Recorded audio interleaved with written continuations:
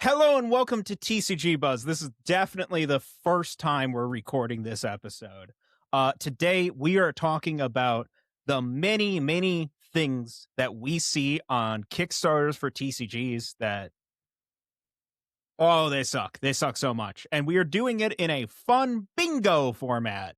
Jacob and I, we are both consultants on a lot of different tabletop gaming and specifically TCG Kickstarters. And this was a list of things that we kept seeing come up over and over again when our clients would, show us their Kickstarter, their plans, and be like, "Hey, what do you think of this?" And it's like, okay, so we have to. It's just there. There was just a list, like a list of like common mistakes that we would see and note. And Jacob, I know, just started making this list, for a combination of his own enjoyment and to just track what we need to tell our clients. And I think it then, was like a form of stress relief. right. And then it was like, oh, wait a minute, that that's an episode. We could just turn that into an It episode. was me just listing out all the things I see and just complaining about them and just like writing them down, documenting them. And it was only a couple months after that I was like, oh, we could probably develop this into a fun episode. And then there's me. I'm just here. That's what you said last time. Yeah, I'm here again. It just keeps happening. But no, I back a lot of these Kickstarters, probably more than any sane person should. And there's some things that I will see in a Kickstarter and I'll be like, I'm not backing that. And if I'm saying I'm not backing that, that's not good because I'll back anything, baby.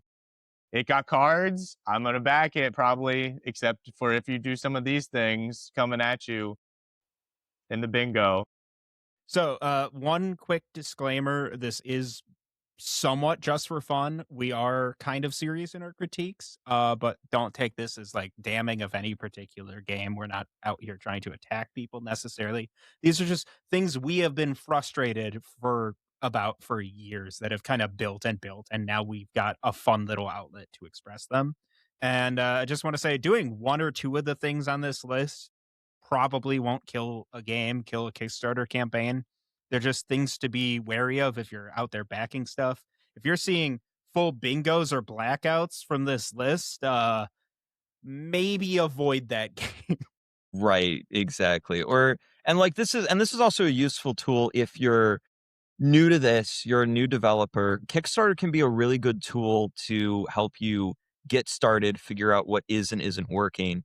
And so if you're going through like your Kickstarter plan and you're just like, oh, I do that. Oh, I do that. Oh, bingo. Think about some other ways to get across what you're trying to do. And I think you're going to wind up with an overall better project, more people interested in your game, and probably a better product at the end of the day. So while this is, going to be a little bit of us, doing some ribbing, poking some fun, having some laughs, this is also, going to be a helpful tool for folks out there. So here is our sheet. It's in no real particular order. We just put them down in an order we thought was kind of funny. So we're just going to go through them one by one and talk about why they're bad signs for a Kickstarter. Starting with absurd expectations. This is actually a pretty big one to start with, isn't it, boys? Yeah. Yeah. I mean, Definitely. this means a lot of things. The first thing that comes to mind with absurd expectations is actually one of the first things you're going to see when you look at a Kickstarter project, and that's its funding goal, right? So if you see a really high funding goal, and I mean, I'm talking like, you know, hundreds of thousands of dollars as the funding goal, the first thing you're going to ask is why? And the second thing you're going to ask is, how do they plan to actually achieve that? One thing that's happened with Kickstarter over the past 5 years or so is that it's become less of a place to actually get like the funding you need for your game and more of just like an open source pre-order platform. So generally, I recommend that people go into Kickstarter having a way to get their game across the finish line, even without, using Kickstarter. There are still some platforms out there that are good for crowdfunding. I think GameFound is usually pretty good for that if you're looking to like actually fund your game. Um, yeah, two Yeah, lanes. What does absurd expectations mean to you? I was just gonna go off what you said first. Kickstarter is more like a signal amplifier. Like it's not going to get you your community and your money. It kind of takes your community that you've already had to make, and then they hopefully fund the game, and then people see big number and go, "Wow, I'm going to get that too." But absurd expectations to me is, yeah, just when you have really big mismatches between the funding goal and everything else. Like there are probably some games I've seen have like a $50,000 goal, but then they're like half of the rest of these that we're going to unveil, where it's just I shouldn't spoil yet, but That's you gonna be I've seen a tough. couple blank Kickstarters basically that are like, please give me $50,000, and it's like, what? You're probably not going to get that. I've also seen the opposite where someone's like, okay, I'm a small first time guy here and I'm asking for $1,000 goal. My stretch goals hit up to like $3,000 maximum. And our game's going to rival Magic the Gathering. Yeah. So it's just like not knowing where your place in the food chain is a pretty bad sign for how things are going to go, you know? Not I being hear you. objective about where you are and where you're going to be in the future. I have to say, there's one story in my that just sticks in my mind about uh, big funding goals, and that's this game that was called Demon's Deck TCG. They had a $100,000 goal. This was back in the Kickstarter Gold Rush era. So they actually got to like 88K at one point. They were like almost there. And then when it looked like they weren't going to fund, it went down to like 83 and it went down to like 60 something, I think. And then they didn't fund and they didn't get any money. If their goal was, $80,000, they would have got $80,000 minus whatever, Kickstarter's fees are. But, they would have got a lot of money and they got no monies. And then they just disappeared off the face of the earth and that game never existed. Yeah, it's always heartbreaking to see stuff like that because, when you've got 100 plus people that want that like are legitimately like, yeah, I will pay well in advance for this product, and then they just don't get anything. Like that's not fun for anybody. Yeah. Yeah, absolutely. It's a sad sight and I've seen it many a time. Number 2 on our list is okay, some of these things are like really, really common, really, really prolific, really, really damning things like absurd expectations. Other things are just weird things that are pet peeves that we see all the time. And this might be the pet peeviest of all of them. Bitching about net decking. Yeah, why would you dedicate your precious, precious real estate of your Kickstarter campaign and your the people looking at its limited attention span to complaining about net decking in games or something like that? Like, it's not that big of a deal in the grand scope of things, but it is because I've seen this shockingly often.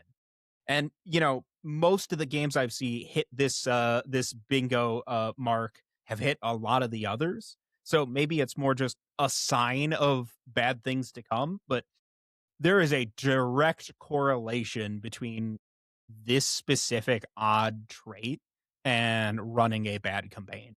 Yeah, and like variants of it are, I see people complaining about like, really niche esoteric stuff in trading card game, like competitive things in communities like, oh, they'll spend like an entire paragraph talking about how they're never going to do set rotation because one time Lorcana decided to do set rotation and they got really mad about it. It's like, how the guy that made Ethereum made it out of spite because Warlock class in World of Warcraft got nerfed? It's that energy. It's that weird guy energy that this gives off. You know what I mean? Yeah, I guess it's not on the rest of the bingo card. I just tried to look. Uh, the people that complain about, or they not complain, the people that talk about no power creep. We're not going to do Oh, any power creep. Yeah. We're okay, not doing okay. that at All all. right. This game. Guys, let's add That's a bonus block onto the sheet. I can't believe we missed that. but Spoilers, I it's mean, not it's ba here, It's but it's kind of the same thing, basically right? It's just like an yeah, oddly specific, unrealistic demand that they think they can fulfill, but like you can't because they really. personally got Right. scored by some yeah, game, I, right? I exactly. get it on that. Like nobody likes when their cards get obsolete or when some you put together your favorite deck of all time and somebody just looks up the best deck and beats you. But you can't really solve that long term. And also, that's not what matters for a Kickstarter. Well, not only does it not matter for Kickstarter, What do you it's just mean? part Jacob, that's the main selling point of the game is that it's not going to you're not going to need to buy the second set cuz the first set is the second set's not power cripping. Well, I don't know if your game has decks or not, but now I know it's never ever going to have power creep. So there I'm you in. go. But, like, it's one of those things where not only is it not important for the Kickstarter, like, net decking, power creep, even set rotation to a degree or, like, a ban list, right? The same function. That's just part of the TCG business model. And so if you're, like, complaining about that, buddy, don't make a TCG? Like, you know what doesn't have net decks? Munchkin? Maybe make something like that Deck builder instead? game? I mean, even then, there's probably meta builds for Dominion. Right? Like, but you know what I mean. I'm going to the festival. If I see that god dang festival on that Dominion board, you can bet your butt I'm going to the King's Festival. And this is something we'll come back to at least one more time in this bingo card. But really, why would you use your time to focus on negativity and point to Mhm. saying here's problems with other things, you know? Yeah. Talk about what you do well. That's what I care about. All right, number 3, huge Yeah. base set. Yeah. So this one is not a deal breaker. You can do this very, very well. But the reason it is here is because a lot of people are over ambitious with their set sizes to begin with, particularly because they don't understand just how much the set size correlates to your minimum viable costs. And we all know here, we all can vouch what's the biggest cost for making a game? It's artwork, right? Yep. V-Card That has art. spent $1 million on artwork and still has to reuse assets. Oh boy.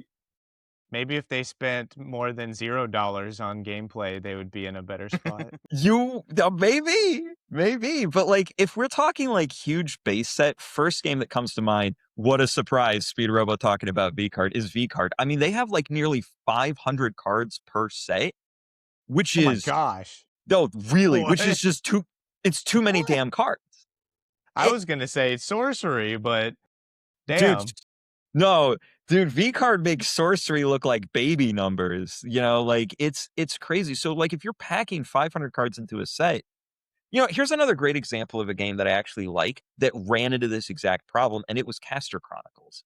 Every single Caster Chronicles fan will come out and tell you, set 1 was great, but the cards from it are unobtainium because the base set was so massive that, like, if you needed to pull a specific super rare to finish your deck, you were never going to do it.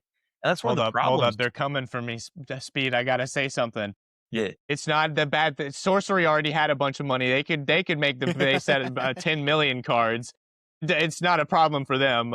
But I feel like this is almost like a pre-Kickstarter thing too, and Mhm. like a planning phase thing where they're like, I'm gonna make a commander replacement game, and it's gonna be singleton. We're gonna have 100 card deck, so I need 700 cards for my base set. Yeah. Minimum. Yeah. Yeah, And it's like, the reason it actually like bothers me when I see this, it's not a hard no for a game. It's a I'm starting to get worried, right? Is Mm. because it tells me it's a sign that the people behind this game look towards what is the perfect version of my game, not necessarily what's the minimum version of my game that can exist or, worst case scenario. They're shooting for 100% perfect on the test. Mhm.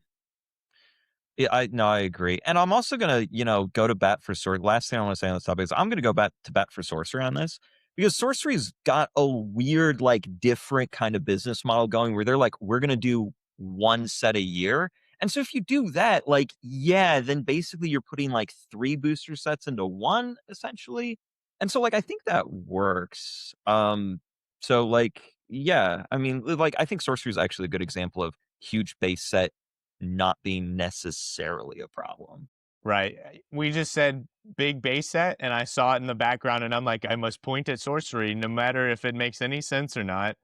But yeah, probably not the best example because Well, I they mean, have a everybody lot on of Reddit resources to it's do that. everybody on Reddit says sorcery whenever anybody asks anything about a trading card game, whether it makes sense or not. So it's just on brand. Yeah. All right, next on our list, let's see. Lore dump. Oh boy.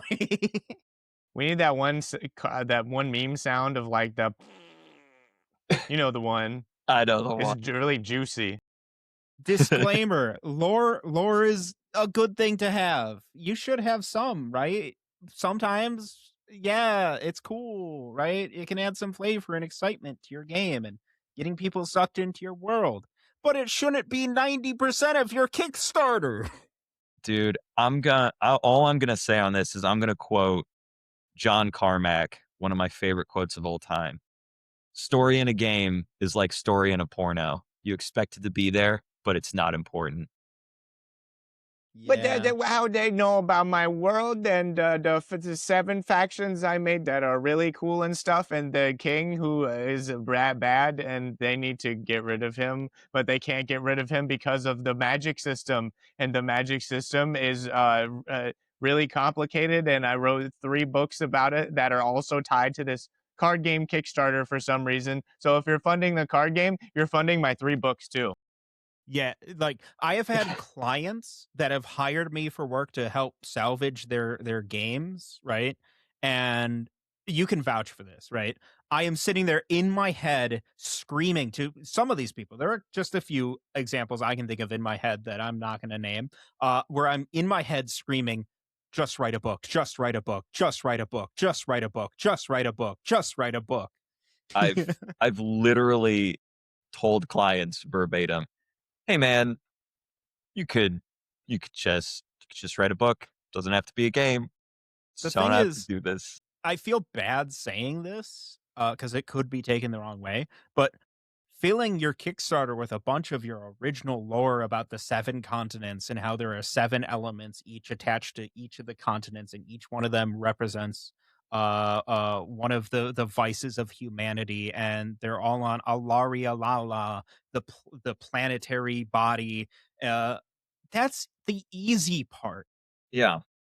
That's the part that is easy to do. Anyone can go and throw up a Kickstarter page just filled with lore that they wrote themselves or generated via Chat GPT, right? That's not the hard ChatGPT, part. please write 3 books using this magic system. I don't know what to do. And the biggest problem with the lore dump is a lot of the people we see who do this think it's an accomplishment. Yeah. Well, you know what? I'm going to say something positive here. Since we're talking about you can just write a book, I actually want to bring up a book that I did kickstart that was awesome, that was about card games, and it was called Card Mage.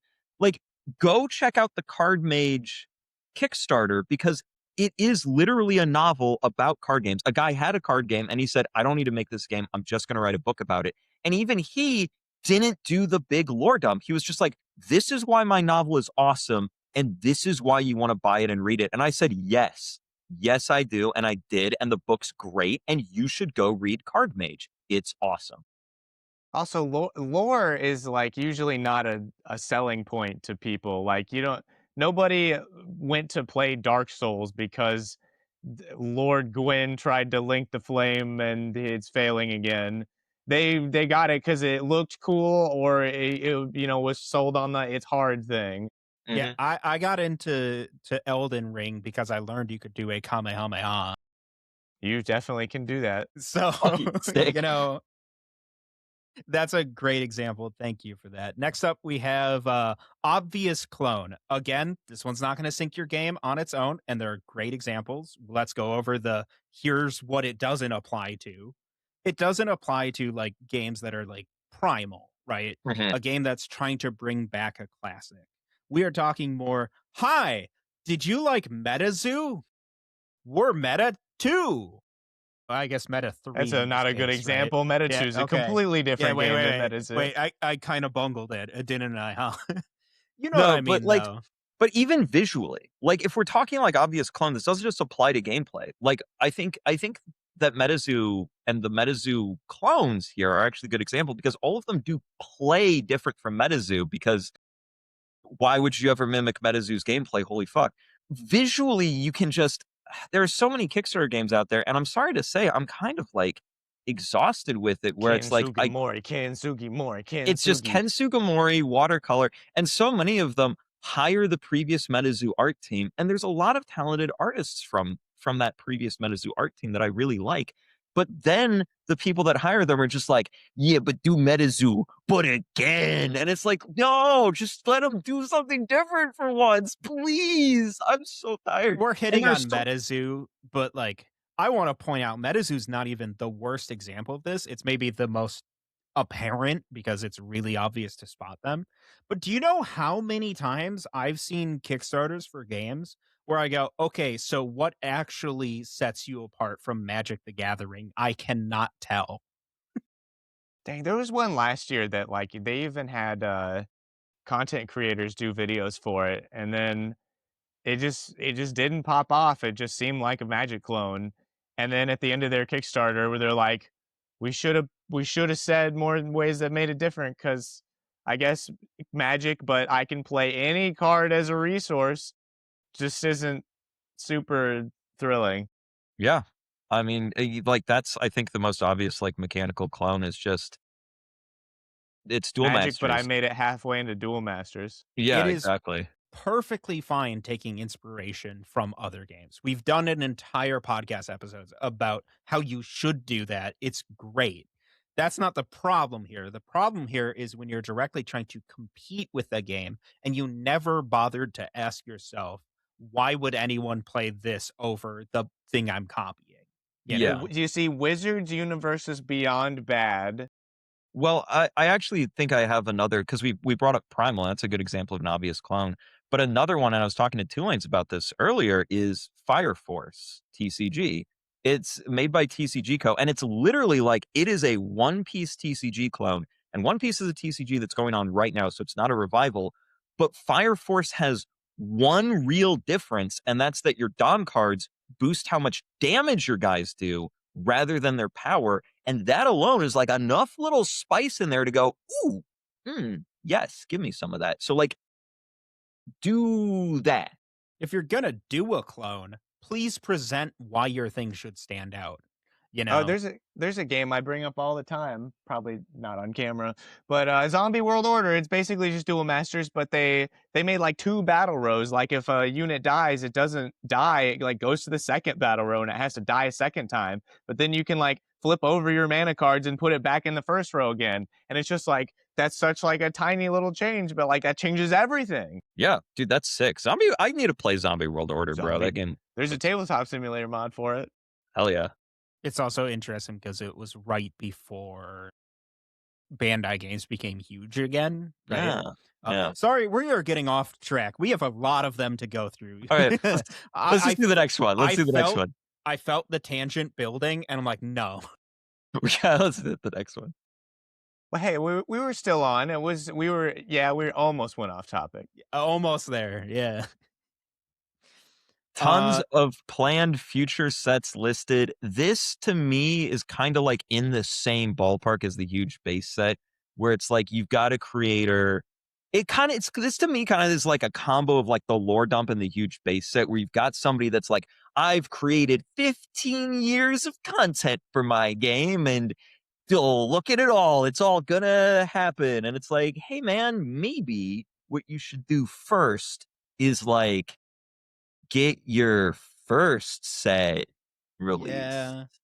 Yeah. Eh. Like the There the was some presumption.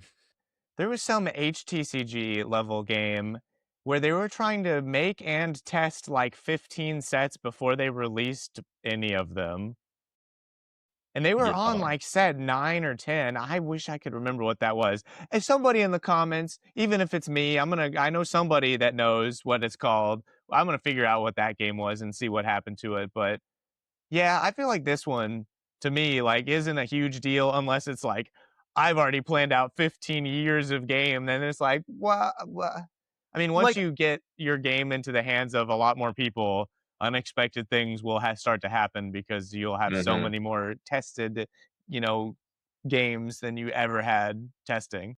Well, to give like honestly like three quick examples, like I always say you should have like a couple sets like planned out in advance, but be willing to adjust them. Like back when we did System Gate, I had like up to 4 sets ready to go on our launch. And pretty quickly after set one, I got a bunch of feedback where I was like, oh, these are really, really good ideas. I need to do this like now. So I took stuff that I had planned like for later that wasn't even in the first 4 sets and finished like some mechanical ideas, refined those, and that became set two. And then I'm actually going to bully one of my friends here, but Keith Rice, creator of Legacy's Allure, he literally made this mistake because that man has 10 factions for his game sitting in like a folder. And it's like, buddy, we ain't even got to faction 4 yet. It's fuck, let's get that figured out first. You know what I mean?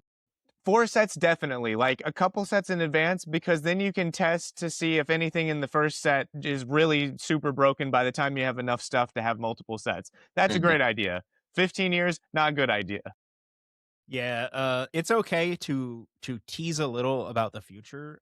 For my own game, Junk World, we did a tiny little blurb towards the bottom, gave one teaser image of a future card, and said, "Yet, future stuff is happening." Right? You can do that kind of stuff. You can even do more than that. Maybe that's a little too minimal for you.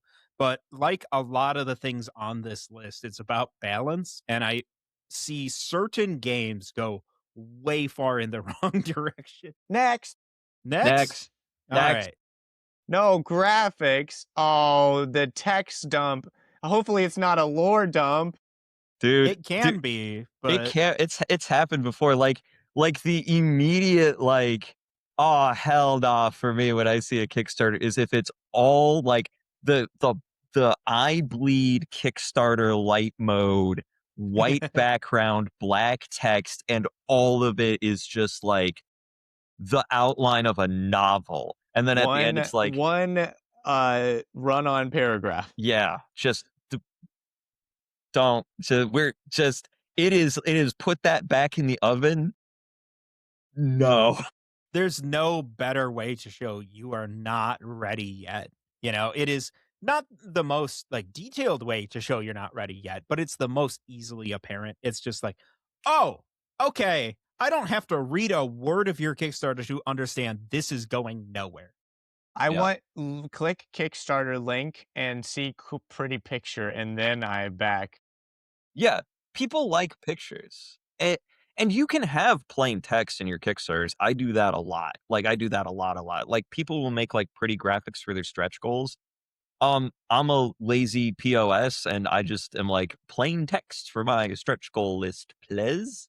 Because a lot of times, like, I'll just come up with new fun stretch goals on the fly based on what people ask for during the campaign, and I can just, like, plug them in easy then. You don't But have you to gotta show remake me, the like, giant tic-tac-toe board thing with the lock symbol on it with the big dollar sign graphic. yeah. Dang, what are I you mean, even doing? Those You I don't have those the are lock. pretty, but,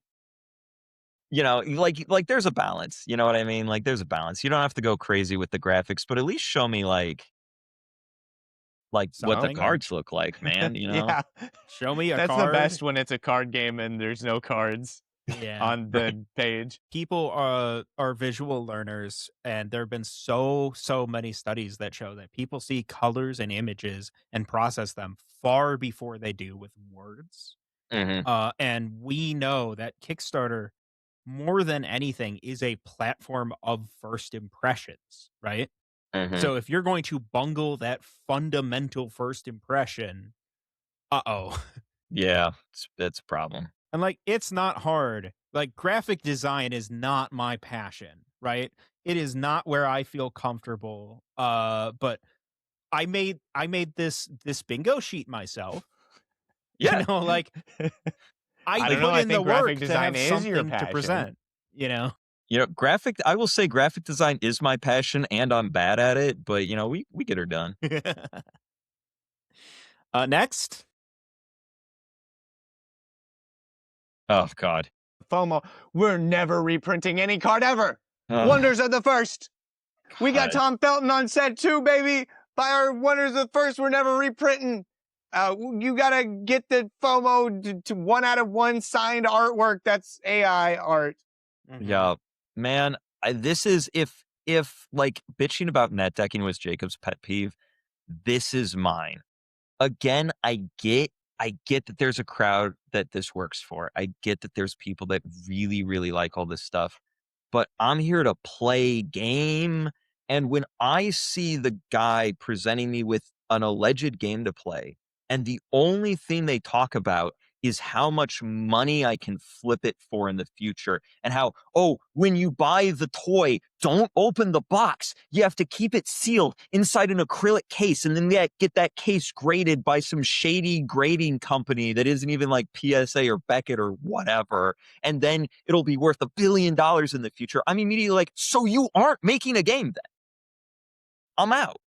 Probably less of a problem now. It was a bigger problem in like 2022, 2023 when every game was trying to like just ride the hype wave that was COVID, Pokemon, MetaZoo.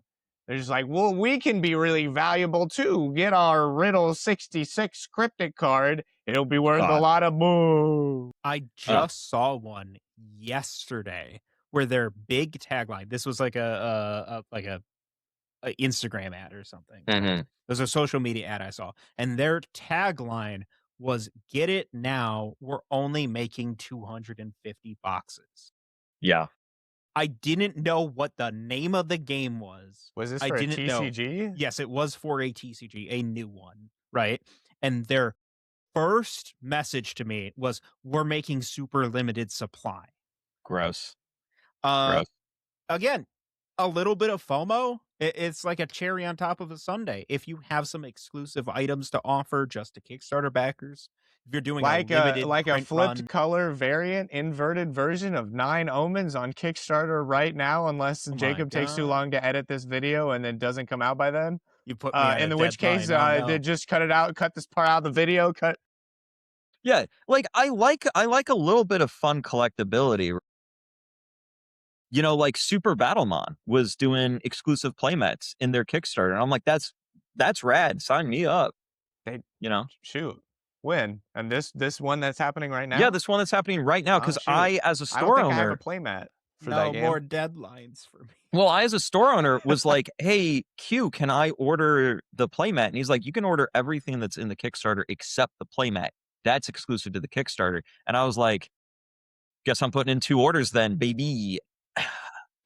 You know, I was like, There are ways to do it well. The problem here again is balance, and I've seen so many campaigns. And you are right when you said it that this was more of a problem a few years ago. It "Oh, yeah, has gone definitely." down, but they're still there. You Oh, know, let's see. That thing that's literally right behind my head, this like starter deck for D Spirits was like a top tier, only 100 made, you know, thing, and it's got exclusive cards in it. Like the cards in this deck are only in this deck. Of Gross. course, you know, you had to buy the $5,000 tier to get it or whatever, and Ugh. I paid $40 for it because Hey, well, there you go. There you go. I think this is one of the most easy to understand ones on this list. Everyone's seen FOMO at this Yeah. point. So next, Yeah. uh first Yeah, this one's created, zero backed, dude. If I launch my game, I'm just gonna use my account. Like first created, 5 trillion backed. exactly, dude, because it's one of those things where it's like when your Kickstarter is a community, right? There's super backers, there's people that like buy everything through Kickstarter. And it's one of those things where if you're gonna be like jumping into that community, you need to have a little street cred. That's just facts. You gotta show you're one of the boys. And if you aren't out there, you know, backing other Kickstarter games, picking up other indies, playing them, smelling the roses, Smelling the packs when you open them. cracking the packs and smelling that Yeah. cardboard. That's a It's like then you're not weird one of the smell. guys, and I don't have faith that I you know what you're don't like doing. this ASMR. It's good though. He's gonna open another MetaZoo box. Like, this is gonna Please happen. don't. But like, I already opened the MetaZoo pack. You got to see the hidden episode for yeah, that. there's the hidden Oh, episode. no. But like, and the other thing is that if I see somebody who has backed a bunch of different Kickstarter projects, then that's somebody that I can trust has experienced the highs and the lows of the platform. They know how much it sucks when shit doesn't get delivered. They know how awesome it is when somebody is very communicative. And that kind of firsthand experience indicates to me that they're probably going to treat me right as a backer because they know what that looks like. Also, this is on the list because this is one of the single easiest things to fix. Just back a Kickstarter. Yeah, I mean, how many Kickstarters out there have $5 tiers? You know, $1 pledge I'm manager sorry, tiers? Jacob. I cannot do this because every game that's not mine is terrible, and I'm making my game to be the one good game. Of course. Ah, Of course. gotcha. Yeah, I've heard that one before. Last one for this row, guys. We have We're gonna have to do a lightning round eventually. yeah, hidden stretch goals. This is my piece. This is actually my hate piece. Both of you just shut up. Shut up. Not a word. This is my soapbox. Nothing infuriates me more than hidden stretch goals. Why? It's because it's so clear you don't understand what the purpose of a stretch goal is. They're putting the last FOMO thing- in the stretch goal. I said shut up. No, don't be mean to Two Lanes. No, it's my soapbox now. No. So The I'm last stealing it. thing I want in a Kickstarter is mystique. Yeah. I should know what I'm getting into exactly. The last thing you should be doing is jangling a mystery box of keys in front of me. Please don't do that. You are literally losing out on the reason that stretch goals exist. The reason stretch goals exist is you have found an audience of people who have backed you and they want extra shit. So you are bribing them to share it. If they don't know what they're gonna get, they're not gonna share it.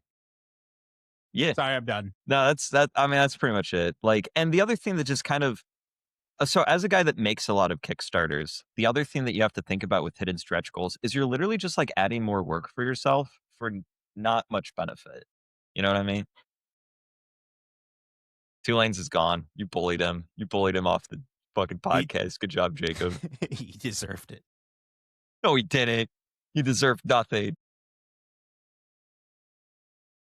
I think he's actually gone. I think he went to go pee or something. Could you imagine if this was the end of our friendship? This was it. This was it. Friendship. It's like friendship with Jacob over. I knew bingo night would tear us apart. Sorry, I was opening some MetaZoo packs off on the side again. Did you get a full art? I don't know. Let me check. Oh no! I guess this is my punishment. Nope, no full art. Just Damn, the dude, I monster swear. of Partridge Creek. I don't know that cryptid. No, that guy's new to me too. When I went out west for my work trip, I did look up what cryptids are out there. Oh yeah, bro. What a good theme. Why couldn't they just not be what Dude, they were? MetaZoo's theme was awesome. MetaZoo had a lot of good stuff in it. It's just, I wonder if they had hidden stretch goals. You know, I the don't think so. original MetaZoo Kickstarter made like $15,000, Yeah, like it was or 12. not It was like huge. really small. It didn't pop off until after that. yeah, I know. Like you go back and you look at the history of MetaZoo and you're like, how did they turn this like not that successful of a Kickstarter into Bro, $50 that million? could be its own episode. I know Yeah. there's a YouTuber that did like a deep dive on MetaZoo once. Dude, I'll have to look that up. But yeah, that sounds like we should talk about that. We should look into that. That But sounds right fun. now, we should go to the next bingo. Next Yes, we bingo. No demo. No tabletop crumbulator. You know how easy it is to make one of those? I have seen games with no Kickstarter or no Kickstarter games with no tabletop simulator, and I've been like, "Hey, I'll make it for you if you just give me the cards. It'll take 20 minutes." And then Mhm. sometimes they do like, "Yeah, do it." There's one game that like it ghosted off the internet, but I like still have the Kickstarter for it up. not the Kickstarter, the tabletop simulator for it up. And like Nice. it okay, for some reason you don't want to do tabletop Or just simulator. print and I don't play. know why. There are P other and P. things. Print Yeah. and play. You could The- use one of the many browser-based options. Give Untabular if you want to some suffer. way. And also give me a damn rule book. yeah. I want to know how to play the game. I might have It- I need just to stop yelling. I might have just gotten a Kickstarter game delivered to my house and it does not have a rule book. Not even None? like a QR code? Because honestly, like in this day and No, age, it has like a brief synopsis of how the game should be played on their website, but it does not have a full rule book anywhere. buck wild. Because I'm gonna be honest, in this day and age, if you don't ship a rule book with like your small scale game, I get it. But at Yeah, least give me like a QR code right. to Yeah. your That could be something. a whole rant on itself, the whole Yeah, rule book thing or QR codes. I do like flipping through a real book, but at the same time I get it. I've seen the price on some physical components and they're like not nothing. yeah, you know, exactly. but if I see a Kickstarter with no TTS, no print and play, and no rule book, I think, oh, these people are worried that people are going to play their game and think it's bad and not back it. That's What a was bad sign. what was funny is that like the no demo, no rule book, no print and play, no nothing was like the number one consistent mistake in the VTuber TCG scene that kicked off last year. Like, I missed that whole thing. Dude, that was free content. What was it I was doing? so free, dude. But like V Dice Show missed it, V Card missed it, V Royale was like the only one that had shit going on. Rift Runners had a rule book, but it was stank, dude. That rule book was bad. They needed like something to get you in the game faster because it was like a full comprehensive rule book that was like 50 pages. I was like, And I'm not. if you want to how to play, contact me at twolaneschannel@gmail.com. You should. Every indie game needs to hire 2 lanes for how to play. I have too many that I already am failing to do, but sure. Yeah. We just Next got to start a slide. bidding war. Next Bidding war. slide. All right. Speaking of bidding wars, way too expensive. It's going to be way too expensive after they get that how to play from me, and I'm going to have to increase the price because 5 million games want how to play from me, and I only have so much time in the day. Yeah. That was the worst bit. I like that so- bit. That was a good bit. You should seen it next time. Couldn't make it as a pirate. No. Couldn't make it as Navy salesler. Sizzler. I would love to continue talking about One Piece and your beautiful singing, but we need to get through these. And I must say, I think I can speak for all three of us when I say one of the very first things we do when we see a Kickstarter is scroll down to their first tier that is not, like a $1, like tier, the first real tier, and calculate in our head, okay, so this starter deck or pack or packs, what's the actual per unit cost of it? Because when I'm seeing a Kickstarter for a TCG and their per pack cost is like $9 a pack, Mm. And it's 9 cards a pack. Yeah. Yeah, dude. There was one lore TCG which has ended up becoming a scam. Their starter deck 1 singular for $55 or $60 for an starter deck. 60 Oh. cards. That's awful. Who Dude, Oh. dollar per card was another like VTuber TCG consistent the screw up. V Royale was like so expensive. V Royale was dollar per card. Waifu Wars was dollar per card, and it was just like, guys, this is a complete non-starter, like right out of the gate. And so much of the problem, and like you'll see this happen a lot. And a lot of the reason why is because, people just starting out, they don't know that you can just like call a company in China and get 500 decks of 50 cards for like $3 a deck, and that's like you can just do that. So they'll like order from MPC and they're paying $20 a deck, so you have to pay $40 a deck, and it's like that's not gonna go And well. this really applies to accessories. Like I Mm-mm. know not everyone out there knows how to get their games playmat printed in a standard like neoprene playmat, right? It might take a couple of Googles to figure it out, but when I see them, I always check because there is a very understandable industry price for a standard like neoprene playmat. If you're charging $25 plus minus $5, you're on the money, right? And then I see some where it's like it's not a huge, like massive one or a two-player mat, it's just a regular standard neoprene playmat, and they're like $45. Dude, that's another, that was a V card. V card did that. I Yeah. was just like, what are you, why are we here? Didn't they have like a I think we know what $70 that game's binding? around to do. So, Oh well, yeah. I guess they're not doing a good job of it though. If they're spending a gazillion dollars on 500 pieces of art every set, or Yep. maybe they are. I don't know. I actually have a tinfoil hat theory that V card is not profitable, but that's a story for another day. Look around at other Kickstarters, shop around, see if someone else is charging $20 for a starter deck, and this game's charging, what was it, $65? Yeah. Yeah, the lore Yeah. starter decks were insane. That's one I did not back because it seemed weird, and I had some inside info that You know the what? people that created it were scamming MetaZoo before that. You Wow, know it all what? comes back I to think MetaZoo, we're huh? actually missing another thing on the bingo sheet. I think this free space we have here, which we will talk about, should have been changed to Two Lanes hasn't backed it. Yes. Literally, yeah. There's a Dude, few, yeah.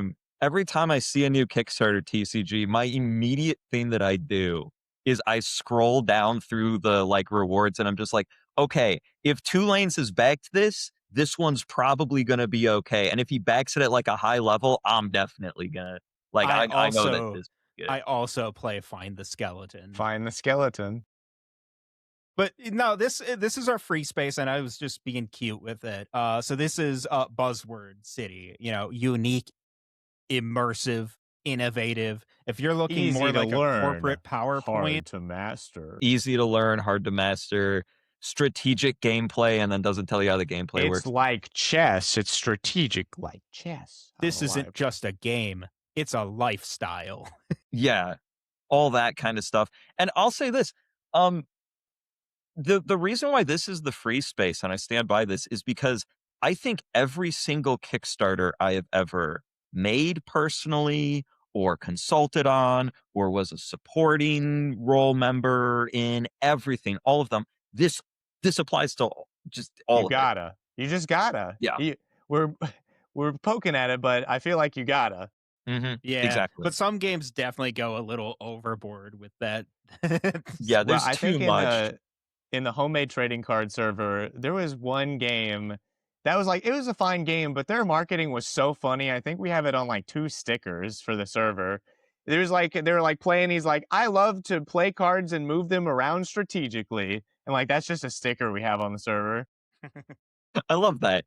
I love that for them. That's great. I I love to think play cards another and same game, I think they had like a Magic card, a Yu-Gi-Oh card, and a Pokemon card or something, and like they were holding it like this, and it was going in a blender or something, and that's we have that as a sticker too. don't do that. No.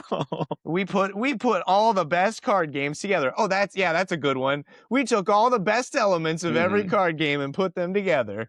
That's yep, dude. I honestly guilty. I've So we said made some. Duel Masters Yeah, Yeah. we again. just remade Duel Masters. Next, proudly printed by X, and this one will take 30 seconds to explain. It's just we see it a lot, and I'd say like 50-60% of TCGs will have who they're printed by. That's fine. It's And just it's like WJPC. it's Yeah, it's WJPC usually. 9 times out of 10. I've never seen this thing written on anything else except for WJPC, Yeah. which I guess is a good way to make sure that it's not printed by NPCs. That is true. That is true. Like having a section like when you're talking about your team and who your partners are, say, oh, we print with WJPC. Like that's fine because then it's like, okay, I know that we're going to be getting something that's like an actual like professionally made product here. But where this really grinds my gears is, you know how you only have 300 characters in your initial description line? When I see proudly printed by and it can be any company. In that 300 characters, it's like, you didn't have anything else interesting to share? Maybe? Right. Or just in general bragging about it as like it's an accomplishment. Like WJPC is some sort of exclusive club that No, they'll they're only letting a couple people in. No, they yeah, will take your money, they will print. you They'll know? print anything. JPC keeps sending me emails asking me to print them, and I have to keep saying, I'm sorry, guys. I already have, like, 3 other people I print with. My apologies."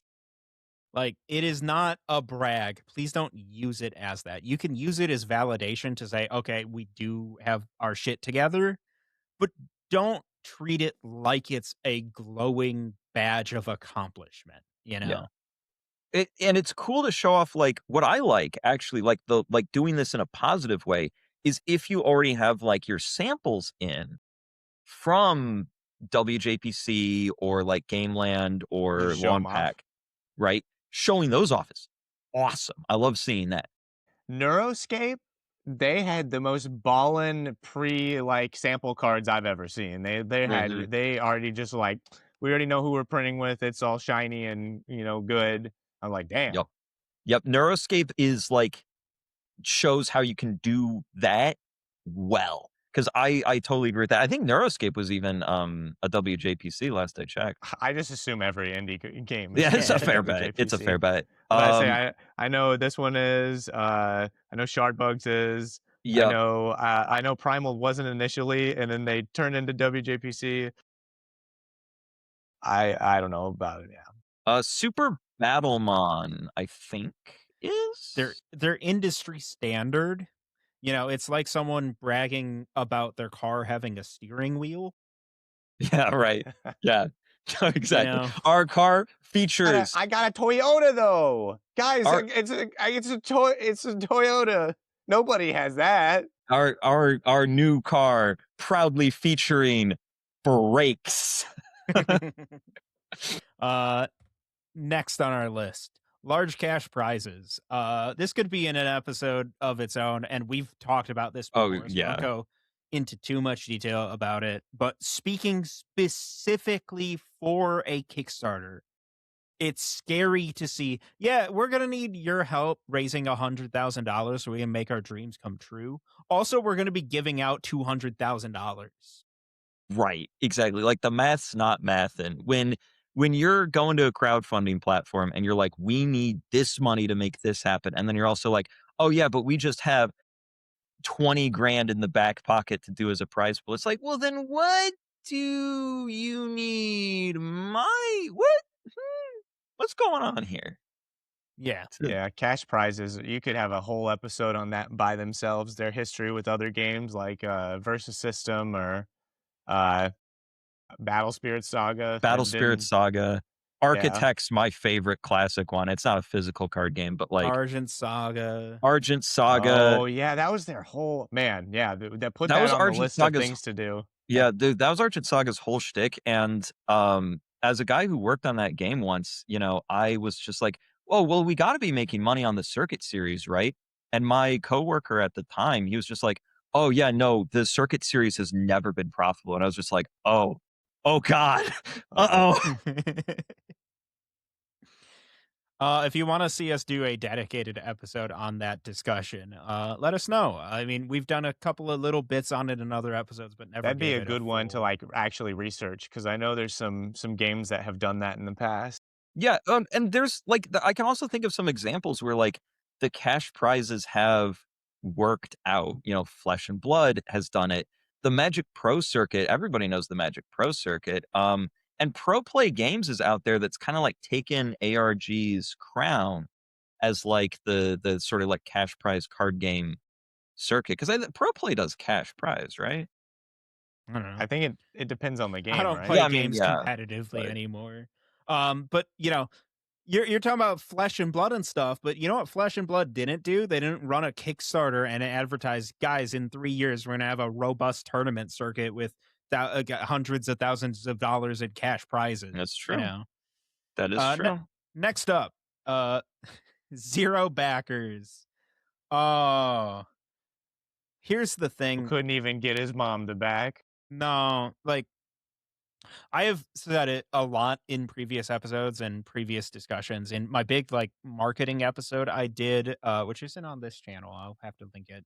Uh, I presented my concept. I'm sure it's not original, but this is something I want to stress in people's minds that psychologically people are afraid to be the first to do anything. If I go Hmm. to a Kickstarter page and I see there are 0 backers for it, I'm scared. I don't want to be the first person to take the That jump. means I get to be number one, Jacob. I Yeah, can be you're a number freak one. though. Yeah, you're. But and it's one of those things where it's like seeing that there's zero backers is kind of sad because it's like, did nobody on your development team want to back you? None of your artists wanted to back you. Your mom didn't want to back you. And to be kind of like the scummy business guy here, um, you can like back your own Kickstarter, right? Like you can just do that. Having 0 is the problem. Having 1 is fine. It's the 0. That's a very scary number in any industry, especially ours. No one wants to be first. Earlier, we talked about my big, sorry to cut you off, No, no, you're my good. big spreadsheet of Kickstarters. And that is a surprisingly common thing to have a Kickstarter that just has a goal and it just big old goose egg gang. That's rough. That's rough. It's like, I talked about how like the having, a big goal and barely missing it is heartbreaking. This is another one to me that's just heartbreaking Yeah. because it's like, well, this guy doesn't have any friends. That's sad. I think we're wasting our time. Two Lanes really, really did summarize this entire entry with just what you couldn't get your mom to back in. Right. We really didn't Literally. need to say anything else past that. No, Like, we're come good. on. Next up, no/bad trailer. This is kind of the same deal as no graphics, but I have a funny thing with this one. I'm a super backer. I back all these games. I never watch the video. I scroll down, I see pretty card, I look at the price, I back. I only watch the video when somebody tells me to because it's really funny and we have usually we have bad. shared many bad trailers amongst each other, haven't we? Yeah. But I am a freak, so I probably wouldn't listen to me because some Mm. people do click the video first. Yeah, but I think that what Two Lanes brought up here is a really good point of like none of these are necessarily deal breakers, right? But first impressions are everything, and the first impression that you get in a Kickstarter many times is that video because that's like the first thing that's right there and you click on. And I gotta generally, scroll past it. What the heck? some people do, but a lot of people, that is their first impression, and you want something that isn't going to waste their time. You want something that's like fast. You want something that shows very quickly why your game is cool and why people should care. If no trailer is honestly, I think having no trailer is better than having a trailer where it's like, it's me, like it would look like I look like right now. Hello, Kickstarter. We are launching the Kickstarter for Card the Game. We would really like you to back. I understand not everyone's great in front of a camera, so don't do it like that. You don't have to. Find You how know you why I can don't show best. up on my videos? It's because I don't want to remember lines. Do voiceovers, but Dewey. You Got can him. There just you go. present the best way you can. You can even have your trailer be 20 seconds of you panning over some sample cards, right? Have something, and the last thing you want is a bad trailer, meaning 20 minutes of what you just showed us. Yeah, exactly. That's the last thing you want. But even if it's just 20 seconds of like, ooh, cards are cool. Wow. Then like, good. That's something. I'll take it. And I you know, say they're if you have a oh sorry, they're Jacob. Man, I just have it out for you today. that's all right. I was bullying you earlier. Oh, um okay. they you can tell trailers are important because Kickstarter actually has, like, when you're setting up a campaign, they've got like a really passive aggressive message that's like, 80% of Kickstarters that have a trailer get funded or something like or 80% of funded Kickstarters have a trailer. Like, even they're like, come on, dude, you're not including a trailer. What are you doing? Dude, it's funny that you bring that up because Kickstarter is so passive aggressive on like everything. Actually, all of their notifications feel like I'm getting mommed. I want to say though, on the, panning over cards, if you have a smartphone from like the past 10 years, you can probably shoot something in 720p. You might have to screw around with your surroundings to find lighting, because lighting sucks. That was me move. I went over to move a light. I'm moving my camera stand. Whoops, not even the right thing. But yeah, I mean, half of the stuff that I do is like little doofy, me hit card into another card, and that works. Yeah. Sometimes or is better than nothing. or just hire someone on Fiverr. Yeah. Honestly, Get you some can motion graphics up in this bitch. yeah. Like just something. Give us a little something. Anything. Next slide. Next slide. Uh do we do we have to explain this one? Can we just lightning round it? Yeah, okay. I want to say one thing real quick. There was this in the Kickstarter boom era. There was this game called Titan TCG, and I have no proof to back it up, but I swear on my life, because I posted about it in Discord, and I can find the Discord message, is that their gameplay section said it will play like you would expect from a TCG. That was their gameplay, like sell you on it. It will play like you'd expect, and that's sort of this. Yep. Yep. Next Your slide. game We're should good. pretty much be finished before you go to Kickstarter. Uh ooh, high backer dollar ratio. This is a number that we use often when we're analyzing whether or not a campaign's going to be successful. Like if it's a day or two in and is say like 25% of the way to its goal, is we look to see how much the average backer is spending on the campaign. And often enough, you will find that the higher that number is, the less likely a campaign is to succeed. Mhm. Especially in TCGs, you can get some wild stuff where somebody buys 12 cases of a game, hmm There Yep. or are everybody's exceptions. buying a case of the game. It's not always a 100% rule, but it is a good piece of analytics to look at. If you're trying to consider whether or not you should back a game or whether it's got a serious following, give it a look. See if there are 4 people who are each spending $5,000 on it, Mhm. versus 200 people each spending $10 in the game because they're excited to play it.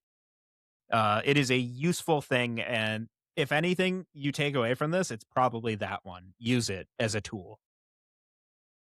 And I believe, what's it called? Kick Track actually will calculate that for Yeah, you KickTrack automatically. calculates it for you. So like honestly, shout outs to KickTrack. There's one Kicktrack's a cool website. It shows you yeah, the chart over the course of the campaign. I love those Which charts. Kickstarter really should, now that we're talking about it. Well, It's kind of weird they don't. I honestly expect Kickstarter to implement like all of KickTrack's features because BackerKit was like taking a cut out of a lot of Kickstarter And then stuff. Kickstarter's like, we'll just make backer kit. Yeah, and then Kickstarter just has built-in BackerKit now. So if you want to do pledge manager stuff, you can just do it all on Kickstarter. And Yeah, and like, backer kit tried to become Kickstarter, and I don't think it worked the other way very well. no, it did not, unfortunately. Next But hey, one, that's how it goes. Doom updates. Oh no. Go I feel for like it. you can almost go like both ways with this one. When your campaign comes out and it's like a day or two later and you're like 15% funded, you can either have the, oh gosh, we're not going to make it. But I feel like thinking about it now, I get the opposite, where they're like, don't worry guys, it's only the most optimal time passed for us getting backers, and we're 15% of the way there. I'm sure we can do it. Yeah. Uh, Yeah. I, I w- I will not say the game, but there is a Kickstarter update that lives in my brain rent free because it started. It was their first update ever, and it was like 2 days into their campaign, and the exact text it started with was, "So things aren't going very well, are they?" Yeah. No, I don't even know which one you're talking about because I can think of like 4 games that I've Mhm. seen updates open with that, and I'm just like, If that "Yeah." happens to me, I'm just gonna put one that says "Ruh-roh," I and like that's it. that. That's the whole update. Ruh-roh. I would back your game more if you had the balls to do that. You know what? I'm putting that one in the back pocket. Next time I do a Kickstarter that's not gonna get funded, I'm doing that. It's just ruh-roh. Because, like, what do you do at that point? Like, doing because I just said either way, it's, like, not great to be like, "Wow, we can do it, guys." It's like, "I'm sorry, guys, I don't think you can do it," or just being like, "Aw, dude, Well, this sucks, you know, bro." I think that this is a good takeaway lesson for all indie devs, and this is something I was actually talking to, um, one of our mutual friends about not too long ago even, of, like, your best way to deal with, doom and gloom and just annoying haters online even is laugh with it. Have a good sense of humor about it. And so like you said, 2 lanes, like the best update when your Kickstarter is not gonna fund is just ruh-roh, right? Have a I laugh. Have a laugh because what else? That's always the best thing to do, you know? I like that. Do Yeah. do more of that. Have a laugh, have a good spirit about it, and I think that's the way to go. The biggest problem with this is, yeah, I think we've been around long enough that if we look at a Kickstarter that's 2 days in, we can be 95% sure whether or not it's going to get funded, right? Mhm. But first of all, not everyone's a Kickstarter expert like that, and they know that. But two, if you post a Doom update like that, you're killing that 5% chance. Sure, maybe it's only a long shot, but that update's admitting things are not going well is going to make you lose the backers you already have. They are going to jump ship. And no one else is going to back when they were not a part of the club before. And the first thing they're hearing is, oh no, panic, things are going bad." But yeah, the opposite is true where people are, over enthusiastic. Nah, things are great, guys. We're going to get a Hail Mary, is not necessarily the fix for that. Yeah, especially TCGs a lot of the time on Kickstarter have a really high, like, first day, last day kinda Mhm. thing, and that's where you get it. I feel like I me and, Greed did this one time where we went through a bunch, and there were very few that had, like, a constant growth. Yeah. This was Maybe also a couple of years ago, so we were looking at the Kickstarter boom era Well, games. I mean, it's here still true. It's still very true. You can look at, because I mean, I do have to check a bunch of Kickstarter metrics just for my job. But like that's just how it is. Your first 2 days, you get 80% of the money. Your last day, you get 20%, and then nothing happens in the middle. Unless Rudy makes a video on your game. Unless Rudy. But I mean, that's like the 5%, right? Like, I Yeah. don't know. You never know. Rudy might just swoop in and angel invest, buy 28 cases. Who could say? maybe instead of spending your time writing that Doom update or that what's the opposite of Doom update? Glaze update, right? Yeah. Uh Instead of spending your time doing that, you could spend those man hours sharing your game with more people. Just a thought. Yeah. That's true. Okay, next on our list. We're in the last row now, guys. Final stretch. We this one we did already talk about a little. Mostly pull rates. Yeah. Dude, card 1 through 5 common. Card 6, that's going to be uncommon. Card 7 has a chance to be rare, super rare, colossal rare. Oh my gosh, you won the lottery rare, and golden ticket rare. Great. I don't know how to play your game. Right, exactly. I mean, this isn't a Kickstarter game, but I think you can see this very clearly with something like Card Fight Vanguard, where it started with like extremely easy to understand. There's 4 rarities, that's it. And now I see every single day in the Vanguard groups I'm still in, people being like, is LRR less or more common than CR? And what's DSR? And it's just like, bro, Where are we? What is happening? Don't do that, please. And especially not in your first product. Yes. All right, next, more of kind of the same thing, actually in this one, which is the grading. Again, we've hit on this before. This is just pure speculation that your product, your game is going to be the biggest thing on the planet. It is copium for yourself. Yeah, well, I don't even think that's what bothers me the most when I see somebody talking about grading, right? I like what bothers me the most is why would I care about grading something that doesn't exist yet? Do you know what I Right. mean? Like it's It's the literally not, presumption.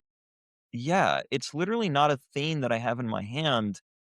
Why does it matter if you've got a deal with this grading company when your product's going to be out on market and gradable 6 months from now? Like, why would, huh? Especially if it's one of the grading companies that will literally grade anything, either for free or one of the grading services that will do anything you ask as long as you pay them. You Mhm. know, again, not exclusive clubs. Yeah, exactly. Like, I've talked to CGC. I like the guys at CGC, but no, they've told me flat out, it's like, dude, it doesn't matter what people send us. We'll grade it. And I'm like, cool, great. Then I'll tell all my people to send their cards to you because that's easier for everybody. Yep. Like, there you go. Not Grading's a a scam. Next slide. Grading's a scam. Next slide. god damn, you just hit the nail on the head again. Uh oh. Oh, it's made with my Yeah, kids. made with my kids. It's cool. I want to take this one, right? Because it's cool that you made a fun art project with your kids. I love that. I think that's great. And I have very strong positive memories of my mom making paper dolls with me and making like cardboard action figures. And then eventually we even went ahead and we programmed together because she has a computer programming background. And that was awesome. I loved making toys and I loved making games with my mom. What we then didn't do is post it all on the internet and ask for money for it. That's a little weird, man. It it feels gross to me. It feels exploitative of your children. And also like is with kids, like kids sometimes they're weirdos like us and they got the TCG bug. But I've also seen a lot of cases where it's parents who are just forcing their kid into this, right? Their kid's like, "Dad, I like food." And then they're like, "Oh, that means we got to make a TCG about this. I'm going to write the whole story about it was your idea and then I'm going to sell it for $1 million." It's And I'm not going to have a exploitative and trailer on the Kickstarter. And it's not going to have a trailer. and So, Two Lights, especially what's your take on this? What's your take on this one? Okay, bye. I don't know. I don't have anything to say about this one. Maybe it's fine. I don't know. All right, I ain't fair enough. got I I'm ain't got no okay, damn like kids. maybe I'm biased here because like I already feel uncomfortable when I'm seeing people post pictures of their kids on the internet. Mm, But when they're posting pictures of kids in their Kickstarter to make money, that feels yeah, worse. I yeah. don't care about your sob story. It's not gonna, about how it's some precious thing with my kid that I made, because half the time that's fake, and the other half the time it's exploitative, right? Sure, maybe there's some genuine people with genuine stories mixed in there, but it's a landmine field, and I don't want to Well, see it, I please. don't even feel that strongly about it, but like my take on like including this in your Kickstarter, making it a big part of like the literal like story part of the Kickstarter is, well, why does this make it a more fun game for me to play? Mhm. And it just it doesn't really add anything. So yeah, that's something that's I see that I'm like, I don't care.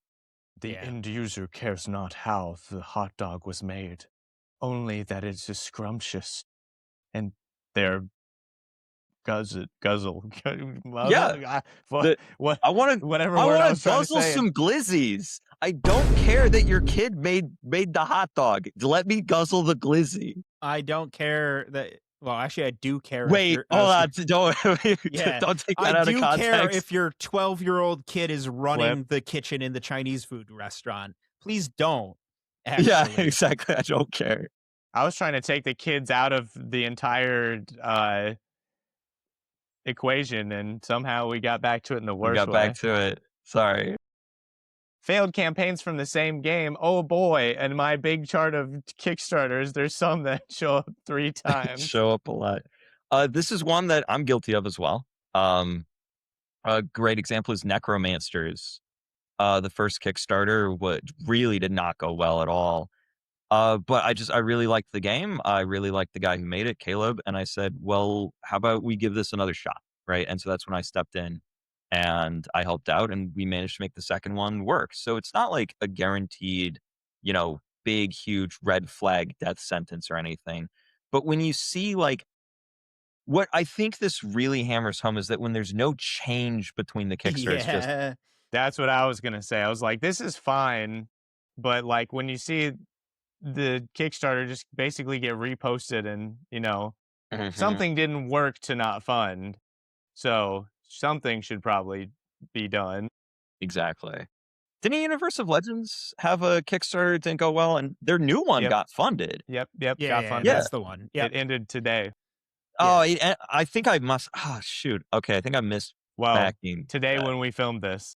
When I see when I see a game and I click on their previous Kickstarters and it's the same game and they're the same, they haven't learned anything, it's a big red flag. What's crazy is I have seen examples where I go back and look at the old campaign and I go, "Oh, that one was better." They got Okay. worse. Yeah, I've seen that. I've seen that. That's a big problem. All right, and our All right, what's our Final one. final block? I really hope it's a big climactic finish. I don't remember what it is. Let's see. The Complaints about Magic Yay! Pokemon. Yay! That's pretty good. Woo! This is a Brother, good one. brother, you're not Magic the Gathering. Do you guys hate how every other card game that exists has resource cards? Well, we took those out. When none of Magic is like the only one that does that, dog. This one's always my favorite because when I see this, the first thing that comes to mind isn't the first thing immediately that pops into my mind when I see this is you do know like other games exist, right? Because that's the energy it gets me. It's like they just know about the big three and that's it. Yeah, and it's not just complaining. Complaining is what's on here, but even just mentioning those three games and no other games, it's like, are those the only games you know exist, bud? Have you Look, never heard of every Duel other game Masters? except my game and Magic the Gathering are terrible, and I'm going to make the second good game. And it's going to be better than Pokemon, better than Yu-Gi-Oh, because I don't play those Well, dumb Pokemon's games. garbage trash Yeah. balls. No one plays that game. It's pee pee poo poo bad. Yu-Gi-Oh! What am I doing? Reading a book? I can't do that. I tried to get Magic the Gathering Final Fantasy cards, and I accidentally got Final Fantasy trading card game cards. That game sucks too. Ah! Why does everybody make such bad games? I saw that. Totally. That was a YouTube video I watched. Wait, like actually that was real? Yeah, that's a real thing that somebody said in one of their videos, or at least the Final Fantasy part. The first problem here is you shouldn't be spending your Kickstarter talking about other products in the first place, regardless of what it is or what your reason is. You should talk about you, right? Second issue here is when they're specifically talking all about Magic, all about Pokemon, all about Yu-Gi-Oh. Oftentimes I've seen all three, right? It's like a guy in a kayak looking over at the USS Gerald Ford and being like, that boat sucks because the floors are dirty sometimes, right? It's like, brother, you're not in the same contest. Yeah, just like I'm imagining, and that's the thing that a lot of people like miss, right? A lot of new people in the industry just kind of miss the memo that like if you're comparing yourself to the big three, you have the wrong mindset because they're basically in their own completely separate market. Even from everything below that, yeah. Yeah. Like even from Bandai games, the big three are in their own separate market. Like the rules that Magic, Pokemon, and Yu-Gi-Oh play by are different than the rules that Bandai plays by, are different than the rules But than like One Piece is better than Yu-Gi-Oh now, so I don't know about that. I don't Ye- yeah, exactly. I don't know about that. But then and then even like out below the Bandai sphere, you've got like different the Bushi Roads, the Weaves of the Shore, the Legend Story Studios, they're playing by a different rule set than everybody below them, which is your, all of your indies, your actual like small sales volume, get Most of these. 30 people, buying your set type Do you games, like know all how the stuff behind two refreshing it lanes. would be to see a game on Kickstarter that is just like, yes, our game's going to be amazing. We are going to surpass the big boys in our industry. Flesh and blood, Elestrals, and Cannabeasts. Dude, you know what? If somebody did that, like actually twisted the script and opened with this big long rant about how the big three in my industry are blah blah blah blah blah, and then they list like Grand Archive, Flesh and Blood, and Sorcery, I would actually be like, okay, this guy gets it. I'm backing. That's funny. Those bastards at Nine Omens have had it good for too long. They Kevin! don't even put color on the cards. Whoa, we're gonna do so much better than that. You need to back our game, Smorgasborgus Battle of the Warring Nations trading card game. Well, that is our entire bingo sheet, everyone. We will have a link in the comments to where you can get a copy of the bingo sheet so you can play at home. You can have the home version, and you're not even going to have to back it on Kickstarter. So grab it there. Leave us a comment about which of these things infuriate you. What thing do you think we missed in our list? Because those are the ones that will haunt me for the rest of my life. Definitely regretting not having Two Lanes hasn't backed it on the list. Dude, and you know what? I actually have an idea for a follow-up episode. Let us know in the comments below if you want us to do the opposite of this. If you want us to do a Kickstarter green light bingo of like the themes that, you see in a Kickstarter, you go, dang, that's cool. Because that sounds like a Oh, fun episode. You guys want to do that episode? oh, don't you know that Sure, yeah. people only want negative content on the internet? I mean, a little bit, yeah. But you know what? I want to do it anyway. I like So, yapping about cards. I'll yap about any card topic. hell yeah. That's And why you check out should the watch the secret new bonus segment, episode that Yapping Mayor. About Cards. Yeah, me and Jake got There, the same no, idea. like, so the Two Lanes and I, while we were waiting for Jacob, like recorded like 30 additional minutes of just us talking about the games we'd played recently. It was awesome. So there hopefully will be an actual bonus episode. Completely unstructured nonsense, just talking about cards. It was fun. It was good times.